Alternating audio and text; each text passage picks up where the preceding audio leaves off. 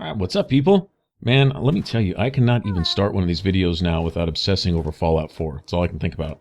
Yeah, it's starting to consume my mind. It cannot come soon enough, let me tell you.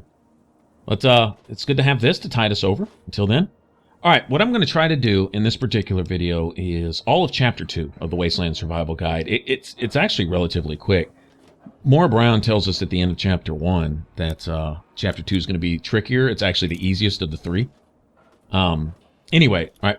The first one that I accepted was the one where I injure myself and get a crippling injury. And it's important to not just meet the objective, but meet all the secondary objectives, right? And then to never lie to her when we return. Whatever response you give her is going to dictate what kind of reward you get when you get your survivor perk. And if you do all 9 objectives and do all 9 optional objectives and never lie to her about any of them, then you'll get the Survival Guru perk, which is the best one. The two best, in my opinion, are the one where you get either +6 damage resistance or +3 critical chance. I'm going with the damage resistance, considering the fact that I'm running around essentially with no armor. The critical chance, some of you are critical chance whores, all right? And so you might want that. And that would be with the snide response. But me, I'm going the endurance route. Well, so how do you feel? Each time that option is available, that's what I'm going to pick, like I do right here. Oh, I know it does, dear. But it's for a good cause. Try not to squirm so much while I take notes. Now, how would you describe the pain you're feeling? Any advice for how to keep it from being overwhelming? And remember, this is for posterity. All right. Snide is funny, but yeah, I want the damage resistance, so I'm going to pick endurance whenever it's available. Deadened nerves? That's probably a bad sign, you know. Like nervous system degradation type of bad. Luckily, I'm here to patch you up. Now hold still and quit fidgeting. Ugh! How can you be walking around like this? Okay, I even stitched a little smiley face in you to keep up your spirits. It's kind of hard to see from your side, though. Here, take this environment suit of mine. It will help with medical tasks, and it should help prevent the effects of exposure, too. There's a sort of mole rat repellent I've developed. I need it to be tested on a few mole rats before I can say it's a success. There's a lot we don't know about Mirelurks and how intelligent and dangerous they are. That definitely deserves research. And that should be it for the second chapter. Which do you want to check out? Mirelurks are a big threat in some areas, and knowing more about them can help people learn to avoid or even outsmart them.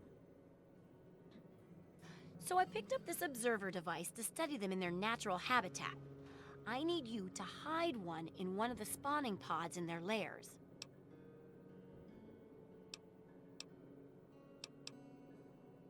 That's great. I recommend the nest at the Anchorage War Memorial. I knew a trader who talked about the Mirelurks down there. Just go inside and find one of their spawning pods, probably down near the water. Put this observer inside and get out quietly. And be sure not to kill any Mirelurks inside their nest. If you do, it could ruin the validity of the study. Good luck with that research. All right, now the reason I picked this one is, well, it's the quicker of the two. I think the one where you go to study the the mole rat stick. It's so funny. It takes the longest. With the Mirelurks, essentially all we do is pop in a door and pop back out, and we're done. That's essentially it. And the cool thing is both these quests are just literally just a couple feet from each other.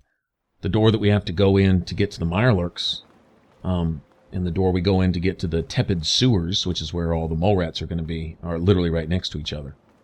Anyway, if you remember this bridge where we disarmed all these mines earlier, essentially all we have to do is just run across there and jump down and walk around the other side of this building over here. This is the Anchorage War Memorial, or what's left of it. Where players may have run into a problem is trying to go in this front door right here. And you're literally going to have to navigate the entire thing to go find a nesting spot, which is basically going to be a clump of eggs. I don't know how many are hidden throughout this place. or which ones are viable to actually put this little spying device in, but I know the ones that you can put it in are right here on the other side of this other door, on the other side of this place. So basically all you do is just run around the backside. For a landmark, if you look just across the water over there, it'll be the hotel where that Russian guy is hiding up with his hookers, you know, living out his glorious post-war days with crates full of vodka and his personal hookers. And he's got that whole hotel to himself. Dukov, I think, is his name. He's another target on the you gotta shoot him in the head quest, by the way. But actually, he's really just not bothering anybody, so I don't know. Anyway, I feel bad going after that guy. But anyway, get in here, and by now you should have a stealth boy on hand.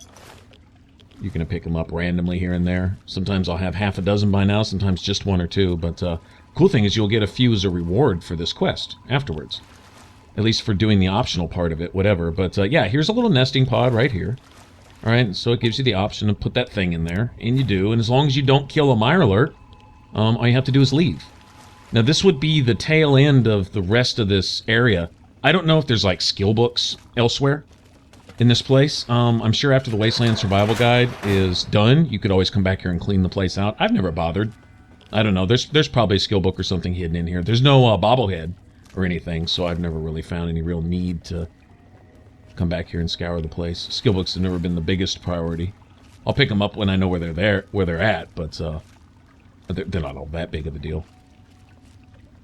Like New Vegas, once you get into your 20s or so, the skills that you really want maxed out should be up there, you know, by then.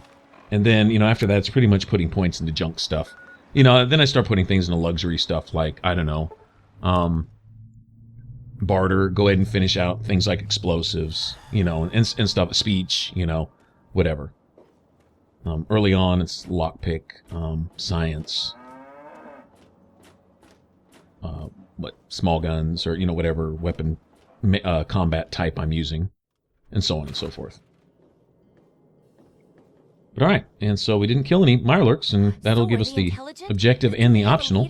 Some sort of king, or priests, or some sort of scaly community center?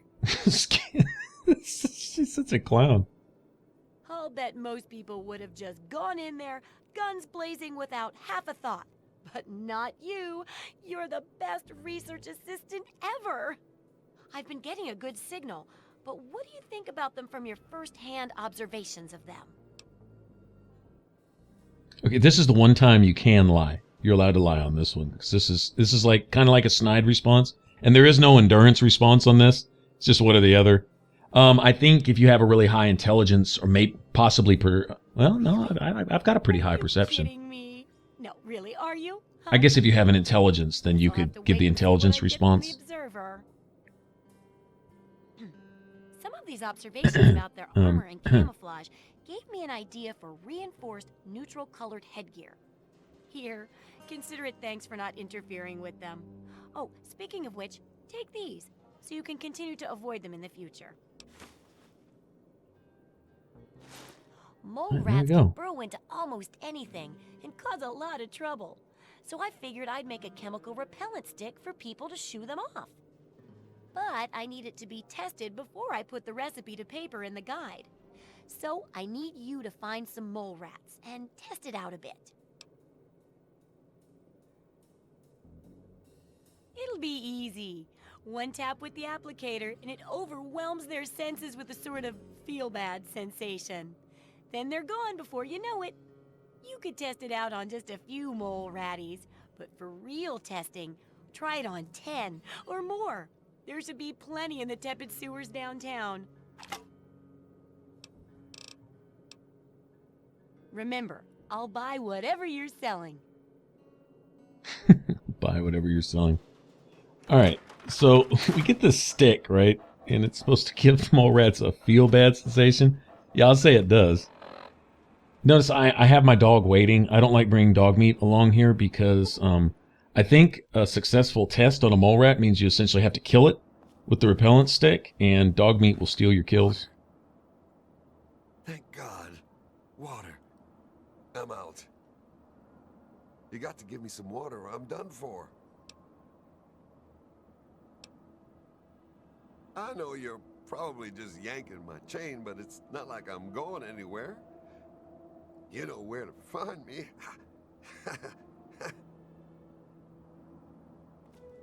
Poor guy. Actually, this is one of those random occurrences. Like I've spawned here and seen all kinds of stuff. You'll see a scavenger with a robot. You'll see there's one scavenger who has a crazy robot that's stuck in a loop, and you can choose to fix it, or you can choose to stick it in the loop like forever to where it torments the guy or something. Anyway, it's just humor. I think Ben Canning, if you give him water, it gives you something. Seems like he gives you a map to a place, maybe Oasis or something. We're going to stop in Oasis. You get it. There's a hidden bobblehead in the game, actually. Well, it's not a bobblehead. It's called a teddy bear, but it gives you +10 to your speech on top of the speech bobblehead, which you get in the Paradise Falls. And so I'll probably stop in there for that. It's an interesting little side quest. It's a really cool little side area in the game. It's totally optional, and it's really well hidden, actually. In fact, it's probably going to take me a minute to remember how to get back in there. As soon as I step away from this game for more than 5 minutes, I always forget exactly how to find the entrance into that place. There's basically only one way in and one way out. It's a narrow pathway through a mountain, and it leads to a gate. But once you get there, it's these religious crazies in the last, I guess you could say, healthy area in the Wasteland. Sort of healthy, kind of. At least stuff's growing there. That's about as close to healthy as you get, I guess. Anyway, so come in here and get all these rats before, as soon as you can. That's what I call a feel-bad sensation. It makes their heads explode. Yeah, Mora was a little off on her chemical concoction there, I think. Anyway.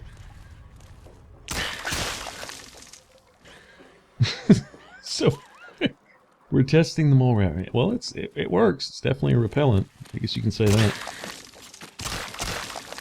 But I think it's kind of set up where even if you get all the mole rats here in this first area, you're still going to be a couple short from the optional objective. You'll have to go into the secondary area, and you got to get past some raiders and stuff. But it's worth going to. There's a lot of loot and stuff. Good stuff to be had. If you remember how we... I need to stop hacking every computer I see. I've got the achievement, or the trophy, or whatever. I don't need it, and... one thing about playing on very hard, to keep it a little more fun, challenging maybe, is to not get every bit of XP you can when you can get it, because you're already getting a 50% XP bonus for everything. And so you can reach the level cap like, well, a whole lot faster, you know, if you just run around doing everything and collecting everything. And it's a habit of mine to do that. And it's hard not to, but I'm gonna try to pass up a few computers here and there. I have to actually think and remind myself to not hack every computer and open every lock, and you know, like when I see a computer opening a safe, to not pick the safe, then hack the computer second, you know, and all that. I'm trying to think, in New Vegas there might be challenges associated with all that, and the level cap is a lot higher anyway in New Vegas, so there's a lot more flexibility. But also in New Vegas, once you get up into your 20s and stuff, you become pretty OP'd anyway. And then the last, 25 levels or, you know, whatever, it's kind of just more of the same. It's just more just dumping junk points into whatever. Usually by then, the build's pretty complete. In fact, the little series I did do on New Vegas, I got to, I don't know, was it level 18 or 19 or so? It was essentially the primary perks, and got to Dr. Usanagi and got my special stats exactly where I wanted them to be. And had all my equipment, got the gun I was looking for, guns, plural, and pretty much had everything set. And then after that, it's just a matter of, you know, upgrading a few perks, you know, putting a few more points into whatever, I don't know, toughness, or, you know, the explosives perks. Anything you pick that makes you take less damage and do more damage. But really by then, we were pretty much, you know, standing tall, fighting off Legion assassin squads, wearing essentially no armor, you know, on very hard. So I mean, we were fine, you know, and from then it just gets better. And I just pretty much did that series just for the build. With this, I want to play through the game. I think I still don't think we'll hit 30 by the time we reach the end, unless we do a whole bunch of side stuff. But like I said, I'm gonna try to keep it down a little bit. I'd like to at least go do the pit, and still have some game left to play with my favorite gun. Like I said, I was thinking about streaming this, and I'm probably going to just prior to release, the week or two leading up to Fallout 4 release. I'll get on my I'll get on Twitch and I'll stream Fallout, and we'll do a play. And what I'll probably do is beeline for the pit. I'll dump everything into lockpick and science, because there's one or two computers I think you need to hack, and there's one or two doors you have to pick. You have to at least have 50. One of the computers, especially on very hard, makes it much easier to navigate the steel yard, but it's a hard. But it basically it activates a bunch of sentry bots, which can take care of some of the trogs for you. We'll see when we get there. Actually, we'll be heading there sooner than later. We're probably going to finish up Wasteland Survival Guide. Just go ahead and just get it done. And then we'll go to the pit, and as soon as we leave the pit, we'll get on to the main story. But that's going to be kind of late, you know. We're already going to be level probably 12, 13, 14, something like that. And we'll just be going after Dad. But the cool thing is when we get to the mall, the higher level super mutants will be around, and when we start doing things where we run into ghouls, we may even see a Reaver or two and things like that. So things will start to get a little interesting. But either way, the game balances pretty well. It levels up, you know, the enemies scale with you like they should. And it's not so much ghouls get more health. A ghoul is still pretty much a ghoul at higher levels, but you start seeing a lot more glowing ones. You start seeing more, what is it? You've got just regular ghouls, and you've got, well, it's another kind of ghoul. It's kind of a step down from a glowing one. I forget the name of them. And then, of course, you have the Reavers themselves, and they're definitely the top of the feeding chain when it comes to ghouls. Those guys are no joke. They're like 15 or 20 glowing ones stacked. And they hit just as hard, too. Yeah, anyway.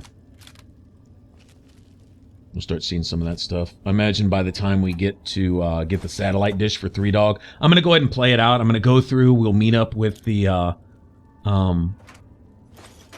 Brotherhood of Steel and make our way through with them, with, what's her name, Lions.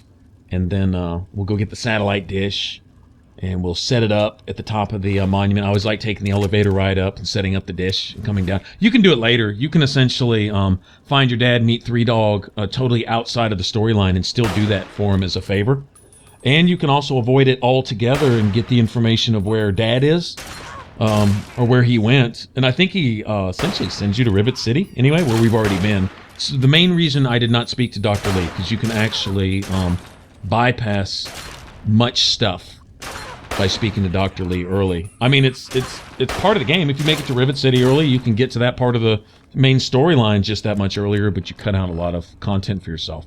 And for me, the whole trip through the subway, and then into the mall, then into the History Museum, and then getting the, not History Museum, but the, what's it called? Is it the History Museum? Whatever. Anyway, wherever you go to get the satellite, we'll go in there and get the dish, take it up there, reinstall it, go back, report to 3 Dog, let him know you did him a favor. He sends you on to your dad. That's just the way I really like to follow out the story. You know, once you played the game through and you know the story, I mean, there's no surprises, you know. So it's, you know, what's the most fun? What's the most comfortable? What brings back the best feels, you know? Remembering how awesome the game was the first time you played it, type of thing. And this is one of those games that really doesn't ever kind of lose that. Not really.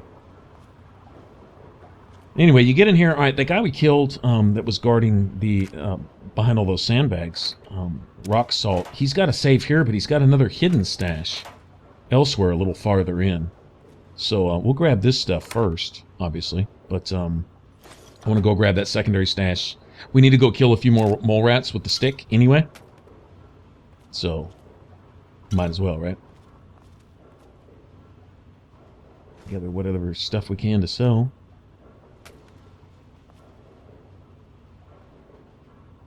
Once you have the raiders gone too, you can use a bed for quick heals if you want.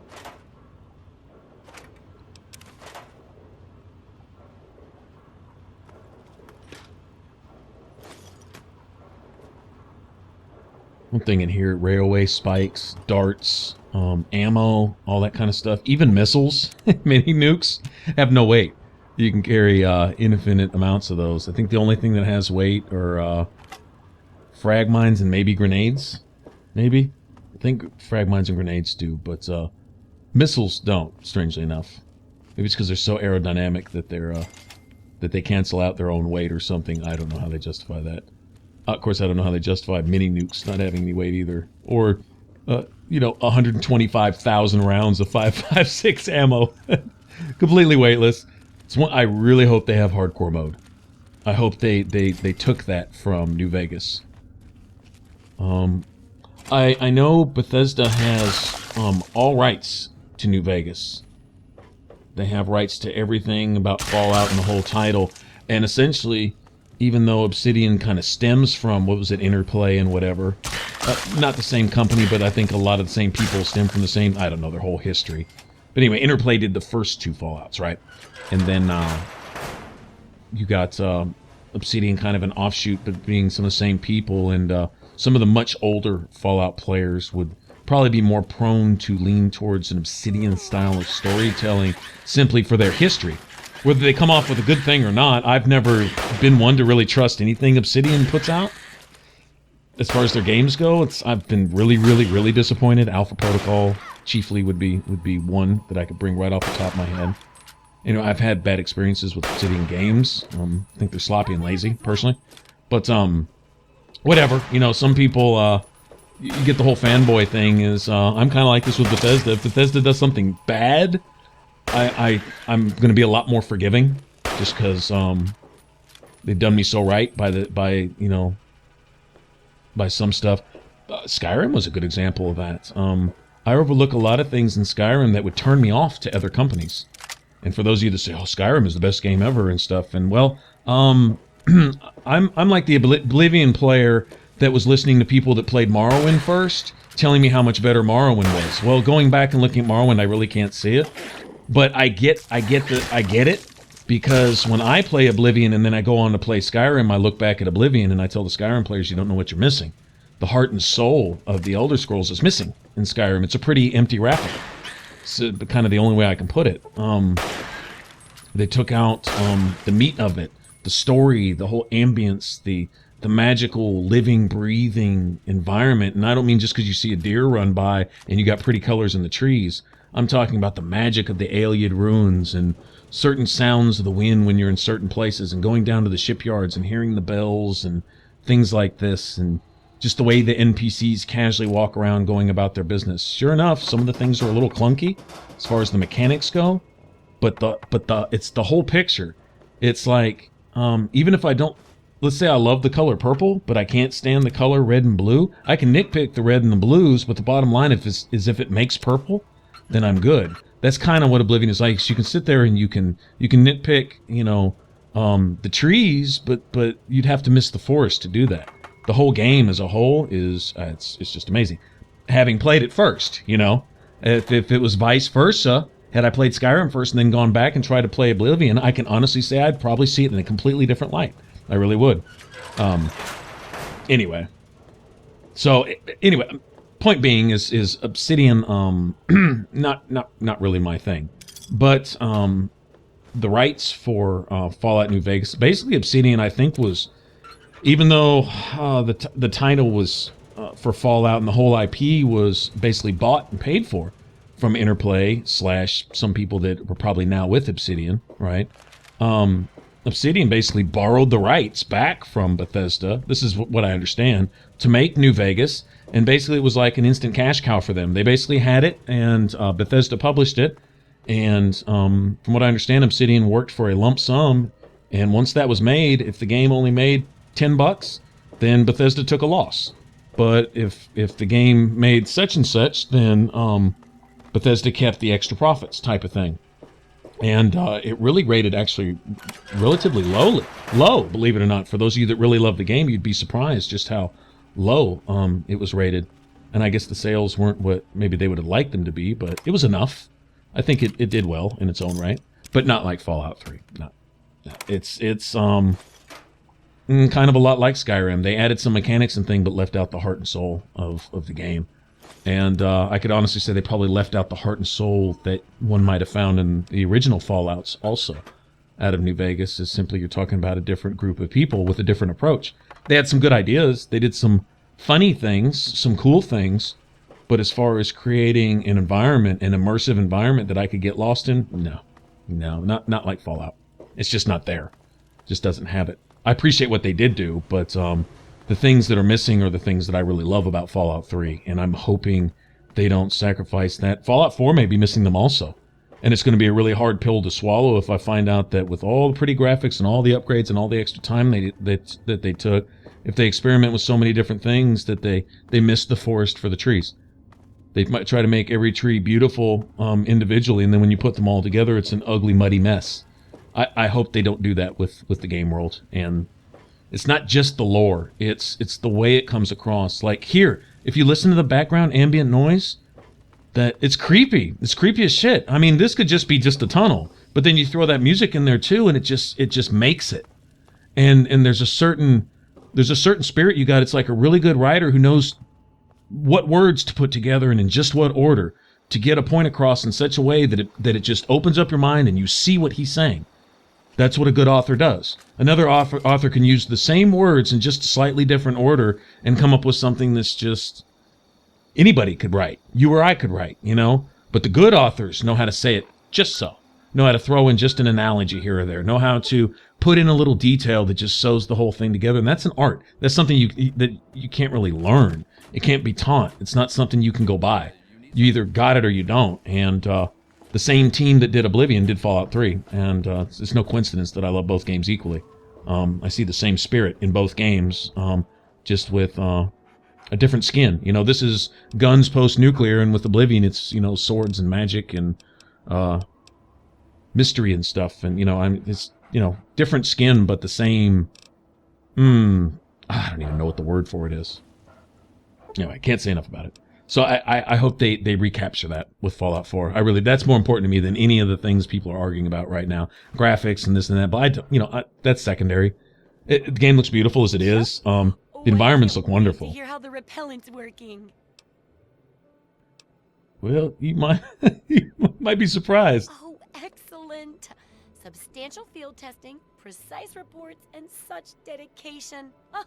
What more could I ask for in a research assistant? So, how did my chemical repellent work? Safe and clean like a charm, I'll bet. Oh, yeah. Probably not. What? You're kidding, right? Oh, wait, you aren't kidding. Probably a metabolic reaction to the chemicals. I should mention that. Proper handling of mole rats could be important if they could be domesticated. Milked, maybe? Anyway, keep the repellent. Oh, but for your trouble, here. Have the leftover chems from working on the repellent. I'm sure you can find some use for them. You bet. She didn't really have much of a reward in mind for that one, did she? Rough and tumble, survive anything sort of feel. Of course, readers who aren't already rough and tumble may have a hard time dealing with it, but I'm sure they'll pick up survival as they go. Nothing to concern ourselves over, I'm sure. Here's your payment. Nothing too complex, just lots and lots of ammo. Now, on to the next chapter. The last chapter is a bit more esoteric. It's about the survival of humanity as a whole, and how to rebuild society. Deep stuff, huh? We need to know how large settlements are formed, how to harness the old technology, and I'll need you to get ancient history from a nearby library. We're in the last stretch now, so let's finish it up strong. What's first?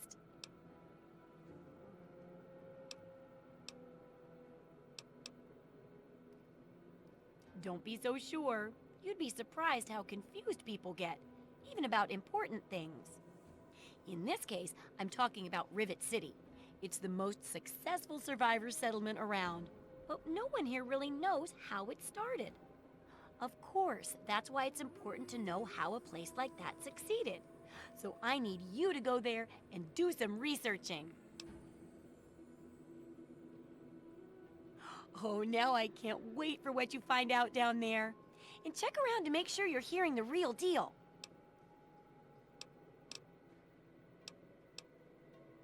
Sure thing.